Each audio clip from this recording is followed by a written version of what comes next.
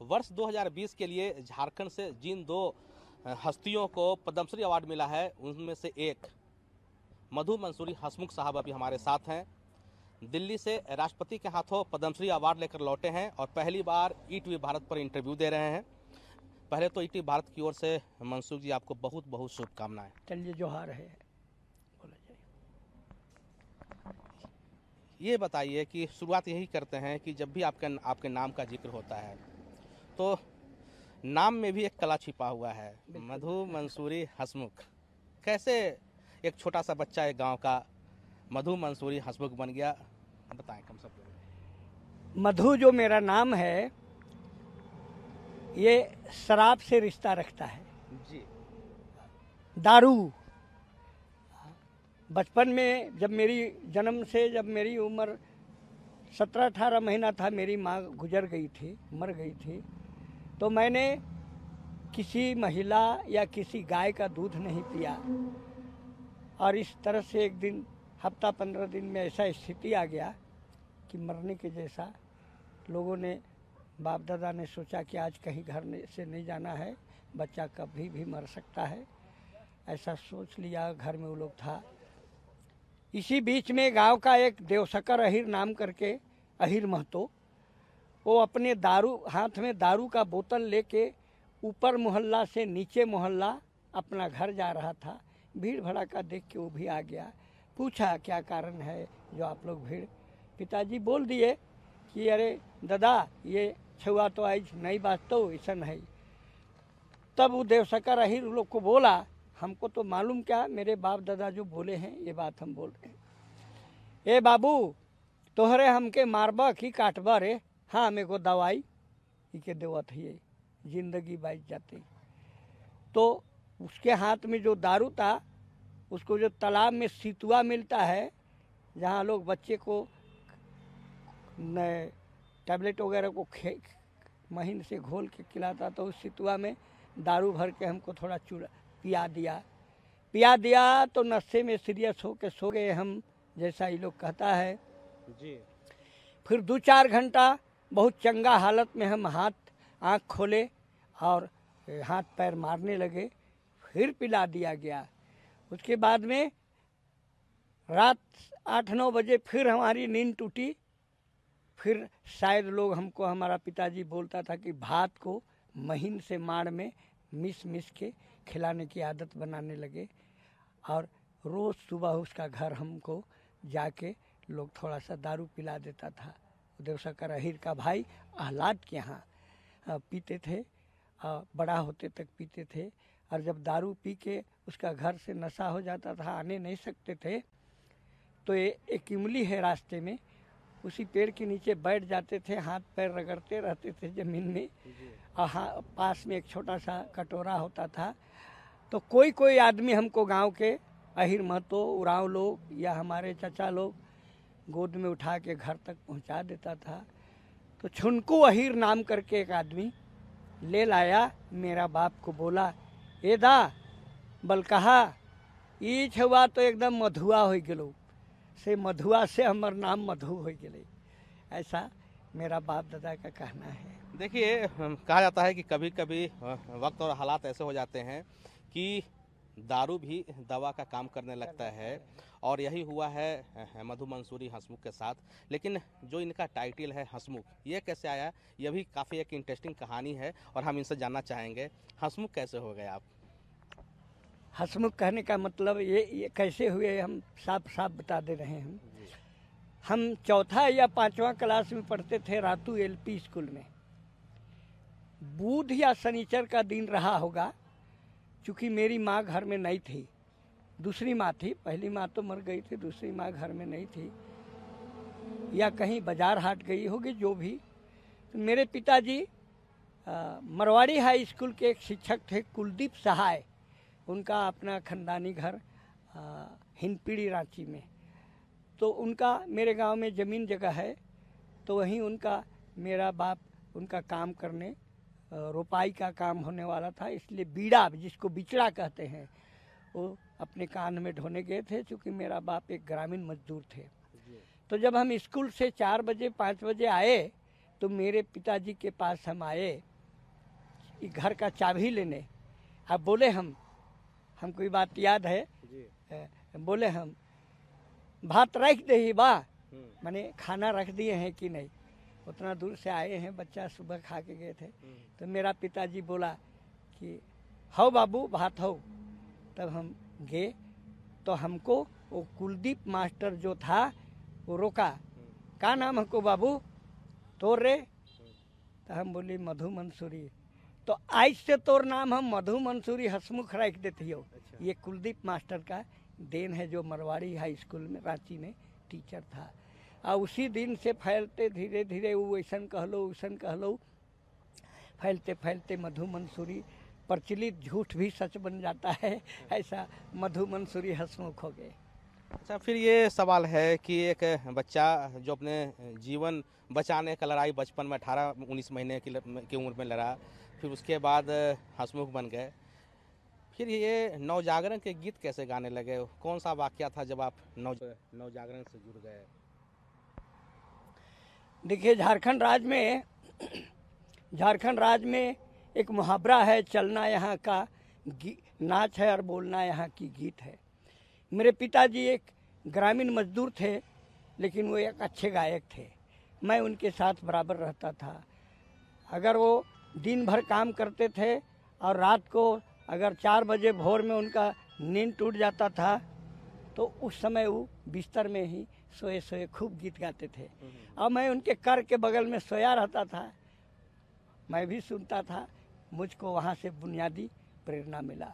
दूसरा प्रेरणा अगर हमको कहीं से मिला तो यहाँ का पर्व त्योहार, करम, जितिया, तीज, ये जो सरहुल, ये जो होली, ये सब मेरा पुश्तैनी घर के आंगन में अखड़ा, और 2 अखड़ा, एक आदिवासी भाइयों का और एक मूलवासी भाइयों का, रात भर गाना बजाना चलता था। वो मेरा आंगन ही था। ये मुझको वहाँ से भी प्रेरणा मिला।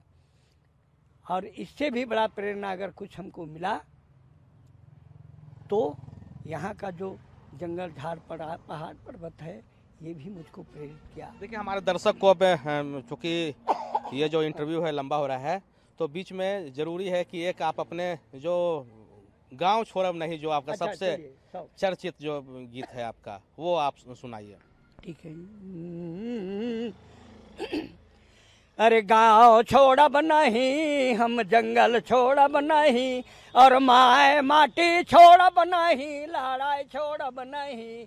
हम गाँव छोड़ब नहीं और जंगल छोड़ब नहीं, अरे माए माटी छोड़ब नहीं, लड़ाई छोड़ब नहीं। बांध बना ले, गांव डुबा ले, कारखाना बना ले, और जंगल काटी खादान कोड़ी सेंचुरी बना ले। बांध बना ले, गांव डुबा ले, कारखाना बना ले, और जंगल काटी खादान कोड़ी सेंचुरी बना ले। जल जंगल जमीन छोड़ हम इन कहाँ कहाँ जाएं, विकास के भगवान बता दो कैसे जान बचाएं। से ले गाँव छोड़ब नहीं, हम जंगल छोड़ब नहीं, और माए माटी छोड़ब नहीं, लड़ाई छोड़ब नहीं।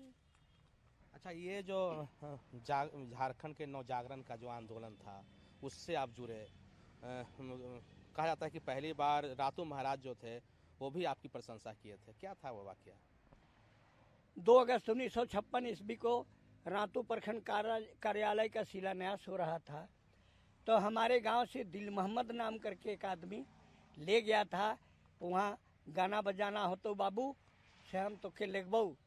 तो हमारा बाप भी जाने का इजाज़त दिया, ले गया। और वह दिन था उद्घाटन का। छोटा नागपुर महाराजा चिंतामणि शरण नाथ साहदेव थोड़ा सा कुदाल खेती कोड़ी चला के जमीन कोड़े थे, बैठे थे। उसके बाद में हम यहाँ के एक बहुत पुराने प्राचीन कवि थे, पुराने कवि थे घासीराम जी, उनका एक गीत गाए थे। महाराज साहब बहुत खुश होके हमको वहाँ उनके जगह पहला वीडियो को, काफी दिन हालांकि हो गया, कुछ 2 लाइन याद है उसका? हाँ बिल्कुल याद है। तो हम उस गीत को गाए थे। कवना का सूरे दया बिछुरला मोर मोर पिया एको छन लागत ना बेसे छोड़ी राखल दूर देसे हरे एको छन लागत ना बेसे छोड़ी राखल दूर देसे उनके तो बेसे भेल मोके पिया दुख देल में दनी में रहब मोय कैसे छोड़ी राखल दूर देसे। ये गीत गाए थे हम। इसमें जो हम लोग समझ रहे हैं कि कुछ दूर देश की बात आप कर रहे हैं, तो क्या ये कोई पलायन से जुड़ा हुआ था क्या? जी जी, महिला गा रही है कि हमको अकेला छोड़ के मेरा पति दूसरे जगह चला गया है कमाने खाने, तो मुझको तो जुदाई में अकेला अच्छा नहीं लगता है। अपने तो जाके वहाँ क्या कर रहा है, कैसा आनंद ले रहा है, लेकिन मुझे को तो तरह तरह का कष्ट दे रहे हैं। देखिए, एक और दिलचस्प बात यह है जो बताना चाहते हैं अपने दर्शकों को कि बाहर के लोगों को शायद ही मालूम हो कि मधु मंसूरी हंसमुख झारखंड मुक्ति मोर्चा से जुड़े हुए हैं, शिबू सोरेन के काफ़ी करीबी हैं और केंद्रीय कार्य समिति के सदस्य हैं और झारखंड मुक्ति मोर्चा का जो सांस्कृतिक सेल है उसको ये लीड करते हैं, उसके हेड हैं। आप समझ सकते हैं कि काफ़ी कुछ जल जंगल ज़मीन की जो बातें होती है, हंसमुख साहब क्यों उसके लिए जाने जाते हैं। इनसे पूछते हैं एक सवाल कि गुरुजी से पहली मुलाकात कब हुई थी और क्या कहा था उन्होंने, क्या कुछ की तीर और गीत क्या कुछ करेगा? शिबू सोरेन, एके राय और कौन कौन आदमी थे, केदला कोलवरी रामगढ़ से आगे, वहाँ वो लोग आया था, एक आंदोलन का कार्यक्रम था या क्या था, लेकिन हमको गाने के लिए जी वहाँ लोग लयो गांव के लोग बुलाया था। अच्छा। तो हम गए थे और खूब कई गीत हमने झारखंड आंदोलन का गाए थे। फिर देखिए, चूंकि आप इतना बढ़िया गाते हैं कि हम अपने आप को रोक नहीं पा रहे हैं, फिर एक गीत वहाँ पर का आपको सुनाना होगा हमारे दर्शकों को। चलिए सुनाएंगे जी। तो हम वहाँ गीत गाए थे। इरो के ले बेईमानी चल भैया सीना तानी छुआ बूढ़ा तरुणी जवान हक आपन डटी मांगा छोड़ना मैदान लहू रंगे रंग देवा अपन विधान। ये गीत लंबी है। इसके बाद क्या कहा था शिबू सोरेन ने, आपको ये बताइए। शिबू सोरेन जब चलने का टाइम आ गया था जी। तो हमको बोले थे, एहो मंसूरी साहब, हमर तीर कर धार और गीत कर धार अलग राइज लेके रही हो, ऐसा उन्होंने हमको बोला था। ये कब की बात है? हमको लगता है 1976 की बात है। देखिए, 1976 में शिबू सोरेन ने कहा था, जब वो झारखंड आंदोलन तेज गति पकड़ रहा था उस समय में, कि उनका तीर जो कि झारखंड मुक्ति मोर्चा का तीर चुनाव चिन्ह है और मंसूरी साहब का जो गीत है वो अलग राज्य लेकर के रहेगा। झारखंड राज्य आज से 20 साल पहले ही बन चुका है और इस बार पद्मश्री लिए हैं मधु मंसूरी साहब ने। इनसे अब कुछ और सुनते हैं। मंसूरी साहब, अब फ़ोन थोड़ा सा रख दीजिएगा 1 मिनट के लिए। और ये 9 भाषा की जो बात है, गीत है, क्या है 9 भाषा की? ये 9 प्रकार के जो भाषा झारखंड में बोले जाते हैं, संथाली है, नागपुरी है, खोरठा है, कुरमाली है, हो है, खड़िया है, उराव है, इस तरह से विभिन्न प्रकार के जो 9 गो भाषा चलते हैं, पचमरगनिया है। ये सब 9 भाषा के बारे हम नए सिरे से शरीर चलेगा तो आंदोलन करेंगे। उसके लिए गीत क्या है? उसके लिए हम लिखेंगे गीत। अच्छा। लेकिन ये गीत हम श्री गणेश बुनियाद कर दिए हैं। हम कभी छोड़ब नहीं मोर जन्म मायक भाषा, एहे मने साध हमरे अभिलाषा। हम कभी छोड़ब नहीं मोर जन्म मायक भाषा, एहे मने साध हमरे अभिलाषा। आयो कोखी जन्म ले ली धरती टेकली, एहे भाषा एहे बानी दुनिया देखली। अमृत समान हमर चाहे तीता कसा, हम कभी छोड़ब नहीं मोर जन्म मायक भाषा। देखिए मंसूरी साहब, अभी चूंकि पद्मश्री आपको मिला है, देश दुनिया में आप चर्चित हुए हैं, खास करके तब जबकि झारखंड की माटी की आवाज़ को जिस तरह से आप आवाज़ देते हैं उसको लेकर के। लेकिन पलायन अपने राज्य की बड़ी समस्या है। अगर झारखंड को कहा जाए तो देश दुनिया में एक जो कहते हैं कि एक धब्बा कह सकते हैं कि पलायन के नाम पे है। यहाँ से ह्यूमन ट्रैफिकिंग बहुत होता है, बस यहाँ की बच्चियाँ बाहर जाती हैं, ना चाहते हुए उनको इस तरह का काम करना पड़ता है। पलायन की समस्या पर आपने उठाया है कुछ अपने गीतों के माध्यम से, तो सुनाइए। देखिए, 1972 में हम प्रथम बार पलायन के विरोध में गीत लिखा था, जो बहुत प्रभावशाली, मेरा स्वयं लिखा हुआ है। एक लड़की है, जवान लड़की है, नाम है चांदो, लेकिन वो बेरोजगारी या मजबूरी के कारण रात से बेरास जा रही है। तो उसको चाहने वाला उसका हीरो रेलवे स्टेशन गया है वापस करने के लिए, लेकिन वो रुक नहीं रही है, जाना ही चाह रही है। और जब रेलगाड़ी आ गई और रेलगाड़ी का डब्बा में चढ़ने के लिए पौदान में पैर रखी, उस समय उसका चाहने वाला बोस हीरो उसको आवाज़ देता है, तुम कहीं भी जाओगे इतना सुंदर राज नहीं पाओगे। लेकिन उसको इतना ज्ञान नहीं, जाना है तो जाना है। कुछ सरकार की उसको क्या बोल दिया आपने? ये उसको हम बोले, लड़की का चांदो था नाम, चांदो का नाम लेके उसका हीरो फागू आवाज देता है रेलगाड़ी में चढ़ते वक्त, चांदो रे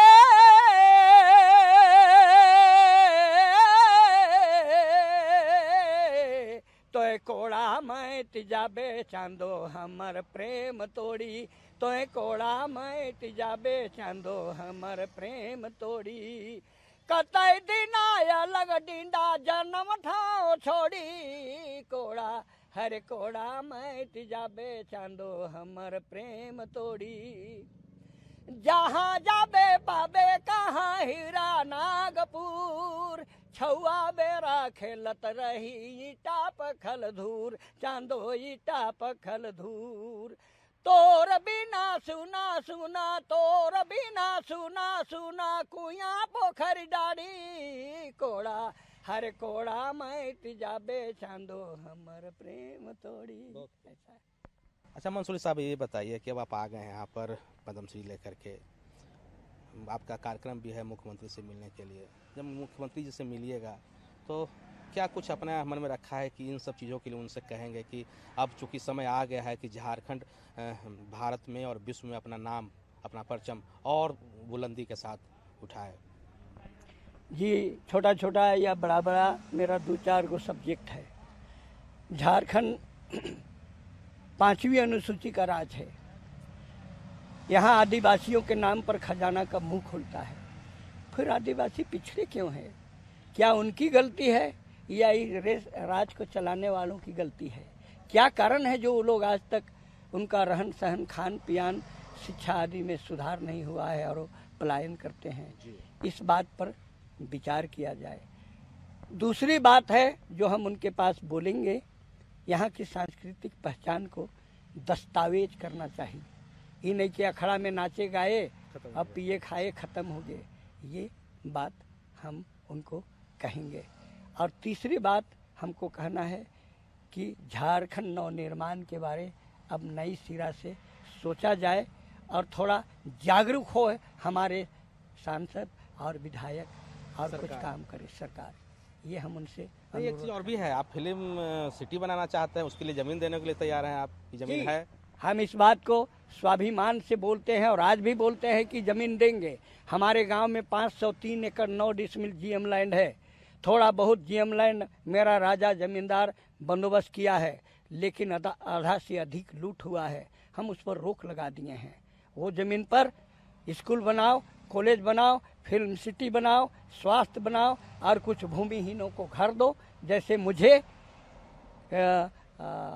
रघुवर दास ने पद्मश्री का अनुशंसा किया, ऐसे हेमंत सोरेन भी किया था, लेकिन सरकार बदली तो मामला खत्म हो गया। मेरे जगह अशोक भगत को मिल गया। स्वागत करते हैं।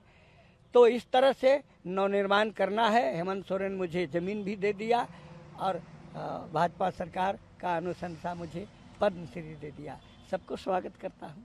अंतिम सवाल है जी, हम लोग चूँकि देख रहे थे दृश्य में, जब आप महामहिम राष्ट्रपति जी से आपने मेडल लिया, आप हाँ, तो उसके बाद कुछ बातें हो रही थी हर लोग के मन में कि आखिर बातें क्या हो रही थी, क्या कहा राष्ट्रपति महोदय ने आपसे? राष्ट्रपति जी मुझको मेडल पहनाते वक्त बोले थे यहाँ लाखों हजारों करोड़ों लोग आए लेकिन मधु मंसूरी हंसमुख नहीं आया, ऐसा हमसे मजाक किए। अच्छा, इतने बोले। तो ये हमारे साथ पद्मश्री मधुर मंसूरी हंसमुख साहब थे। बिल्कुल वास्तव में हंसमुख हैं और इनकी जो आवाज़ है बिल्कुल कह सकते हैं वो सीधे दिल में उतरती है। कैमरामैन परमानंद के साथ उपेंद्र, ईटीवी भारत, रांची।